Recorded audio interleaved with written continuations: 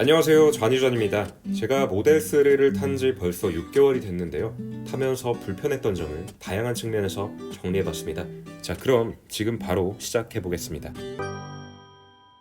개인적으로는 이 실내 디자인을 굉장히 좋아하는데요. 그 중에 단점을 하나 꼽자면 이 센터 콘솔 부분을 꼽겠습니다. 다들 아시다시피 벌써 여기 얼룩도 많이 져 있는데 기스가 정말 많이 나요. 기스, 이거 저는 출고하고 바로 랩핑 작업을 한 다음에 불과 얼마 전에 다시 떼냈거든요. 다른 걸 붙이려고 잠깐 지금 떼낸 상태인데 보시면은 굉장히 기스가 많이 나 있습니다. 이게 첫 번째 단점이고요. 두 번째가 이렇게 열었을 때 이 사이 공간 있죠. 이 사이에 뭐가 자꾸 빠져요. 좀 선글라스 같이 크기가 좀 되는 게 빠지면은 이렇게 꺼내면 되는데 귀금속이나 되게 조그만한 물건이 빠지게 될 경우에는 일단 꺼내기도 되게 힘들고요. 제가 되게 작은 물건을 여기 하나 빠뜨렸는데 공간이 안에 있어요. 그 공간 밑으로 또 들어가서 아예 빼낼 수 없게 됐거든요. 그래서 작은 물건을 여기 빠뜨리지 않도록 유의하셔야 된다는 거 말씀드리고 싶습니다. 그리고 이렇게 소리도 납니다. 출고하고 나서 바로 멀미 증상을 좀 겪었어요.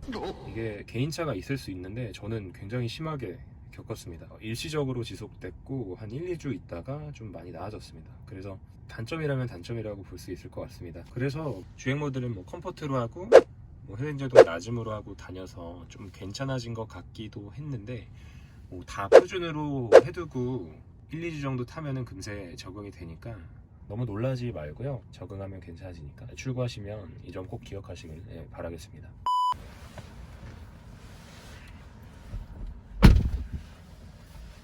자, 뒷좌석 공간은 굉장히 넓습니다. 공간 넓은데 많이들 불편하다고 하시는 부분이 장거리 운전할 때 많이 불편하다고 합니다. 이유는요, 배터리가 밑에 있다 보니까 바닥이 상당히 높은 편인데 이게 키가 어느 정도 큰 성인이 오래 타기에는 좀 무리가 있는 포지션이에요. 이 허벅지 부위가 이 시트에 닿기가 좀 어려운 포지션이거든요. 그러다 보니까 항상 여기가 떠 있어요. 그러면 아무래도 발에 무리가 갈 수밖에 없거든요. 이 자세가 이게 바닥이 높다 보니까 이 자세로 계속 가야 되는 거예요. 3, 4시간 정도 장거리 운전한다 치면은 불편할 수밖에 없죠. 뒷자리에서 장거리 가시는 분들은 좀 불편함을 호소하긴 했습니다. 그래서 가족차로 생각하시는 분들 있을 텐데 뒷좌석에 키가 크지 않은 분들이 타면은 사실 상관이 없다고 생각합니다. 근데 키가 좀 큰 편이다 라고 한다면 이 부분이 조금 불편할 수도 있다는 점 알고 계시면 될 것 같습니다. 근데 이렇게 앉아도 돼요. 보이지 않는 도어 트림 내 조립 불량, 그리고 외장 단차, 그리고 도장 불량, 페인트가 흘러 있거나 눌러붙어 있거나 수없이 많은 불량 사례들. 제 차 같은 경우도 보시면 단차가 없진 않아요. 몇 개월 전 제가 올린 영상 보신 분들은 아시겠지만 저기 왼쪽 도어 트림에 문제도 발견된 바 있죠. 볼트가 11개나 누락돼 있었고 원인 모를 유리가 깨진 흔적도 발견이 됐습니다. 아직까지도 테슬라 측으로부터 명쾌한 답변을 받지는 못한 상황이긴 한데요. 어찌됐든 크고 작은 문제들 때문에 품질이 좋다는 얘기는 절대 못할 것 같습니다. 그리고 또 하나의 단점, 이거는 차량마다 다를 수는 있는데 저는 많이 겪었거든요. 이렇게 화면이 먹통이 되는 경우가 있습니다. 지금은 제가 소프트 리셋을 일부러 한 상태이긴 한데요, 주행할 때 갑자기 다운되는 경우가 종종 있었거든요. 이게 아마 외부 변수가 있어서 그런 걸 수도 있어요. 블랙박스라든지 아니면 외장하드라든지 이런 것들이 좀 간섭을 일으켜서 이렇게 리셋이 되는 경우도 있겠지만 어찌됐든 간에 문제가 종종 발생했고요. 그렇게 되면 이렇게 화면이 꺼멓게 됐다가 다시 이렇게 리셋이 됩니다. 제가 처음으로 경험했을 때가 주행 중이었을 때인데요, 굉장히 당황했어요. 저는 이게 멈추면 차도 멈추는 줄 알았는데 사실 이게 다운이 돼도 구동계에는 영향을 끼치지 않는다고 하더라고요. 그럼에도 불구하고 어쨌든 차량의 운행과 사실 직간접적으로 연관이 돼 있는 그런 기능이기 때문에 이게 주행 중에 꺼지는 거는 굉장히 위험할 수 있는 사항이 아닐까 생각합니다. 오토파일럿을 사용할 때 좀 치명적인 단점이 있는데요, 이건 결국 소프트웨어 문제기는 하지만 팬텀 브레이크, 갑자기 앞에 차량이 없는데도 갑자기 멈춰서는 현상, 이게 되게 자주 발생해요. 고속주행할 때 특히 터널 입구에 그림자가 형성되어 있는 경우가 많이 있거든요. 특히 낮에 발생을 하는데 이 그림자를 물체로 인식을 하는 것 같아요. 그러면 터널 입구 앞에서 급브레이크를 밟습니다. 상상이 되시나요? 뒷차한테 정말 큰 위협이고 굉장히 위험한 상황에 직면할 수도 있는 아주 치명적인 오류입니다. 말로만 듣다가 직접 겪어보니까 정말 무시무시하더라고요. 그래서 이 부분은 좀 빨리 고쳐줘야 되는데 좀 걱정이 많이 되는 단점 중에 하나입니다. 빼놓을 수 없는 얘기죠. 소음.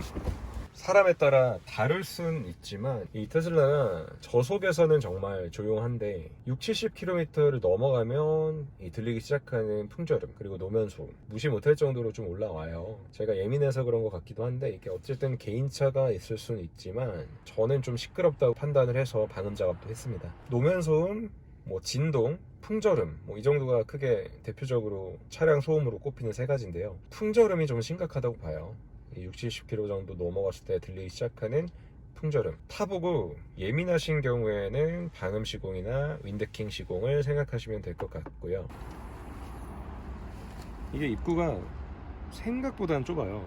이걸 넘어서는 박스를 제가 실을 때가 있었는데 그때는 좀 안 들어가니까 불편하더라고요. 그래도 시트를 접은 다음에 뒤쪽으로 이렇게 넣는 방법도 있기는 하지만 이게 조금 더 넓었다면은 훨씬 유용하지 않았을까라는 생각을 하고 있습니다. 넓은 공간임에도 불구하고 조금 입구가 좁다 보니까 일정 크기를 넘어서는 짐들 넣을 때는 좀 불편했다, 말씀드릴 수 있겠습니다. 그 외에도 순정 내비게이션에서는 과속 카메라 안내가 안 된다는 점이 좀 불편했습니다. 그리고 종종 고속도로에서 순정 내비 사용할 때 출구 안내를 좀 이상하게 해줄 때가 있었습니다. 예를 들면 300m 앞에서 오른쪽 출구로 빠지라고 안내해야 하는 거를 그냥 직진하라고 한 적이 몇 번 있어서요. 굉장히 긴 거리를 돌아서 나간 적이 몇 차례 있습니다. 아직 지도 데이터가 완벽하지는 않은 것 같아요. 그러다 보니까 순정 내비만 단독으로 사용하지는 않고 저는 초행길 같은 경우는 티맵이나 카카오 내비를 병행해서 같이 사용하는 편입니다. 조금 불편합니다. 마지막으로 전기차 운영 시 가장 중요한 부분이죠. 충전입니다. 제가 집밥도 회사밥도 없는 탓에 슈퍼차주만 100% 이용하고 있는데요. 이게 슬슬 충전이 귀찮아지고 불편해지고 있습니다. 곧 유료화가 된다는 소식이 이곳저곳에서 들려오는 걸 봐서요. 회사밥이든 집밥이든 얼른 구축해야 될 것 같은데 이게 쉽지도 않은 상황입니다. 그래서 이 슈퍼차저가 유료화되었다는 가정하에 생각해보면 집밥이나 회사밥이 없는 분들께는 이 충전하는 게 꽤나 큰 골칫덩어리가 되지 않을까 생각합니다. 따라서 현 시점에 계약하시는 분들께서는 집밥, 회사밥 유무, 더 나아가서 근처에서도 어렵지 않게 충전이 가능한 환경인지를 우선 확인해 보시고 계약하시는 걸 추천드립니다.